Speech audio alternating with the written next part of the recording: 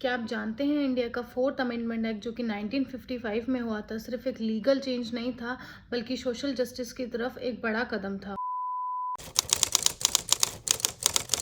आज़ादी के बाद इंडिया में ज़मींदारी सिस्टम बहुत बड़ा इशू था। कुछ लोगों के पास बहुत ज़मीनें थीं और गरीब किसानों के पास कुछ भी नहीं था। गवर्नमेंट लैंड रिफॉर्म लाना चाहती थी, लेकिन उस वक्त राइट टू प्रॉपर्टी एक फंडामेंटल राइट था, इसीलिए कई लॉज कोर्ट में चैलेंज किए जा रहे थे। इसी के चलते बंगाल वर्सेस बेला बनर्जी केस बहुत फेमस हुआ। सुप्रीम कोर्ट ने कहा कि गवर्नमेंट को प्रॉपर्टी एक्वायर करने पर प्रॉपर कंपनसेशन देना होगा। इसी जजमेंट के बाद गवर्नमेंट को लगा कि लैंड रिफॉर्म कम हो जाएगा। इस प्रॉब्लम को सॉल्व करने के लिए 1955 में फोर्थ अमेंडमेंट एक्ट लाया गया।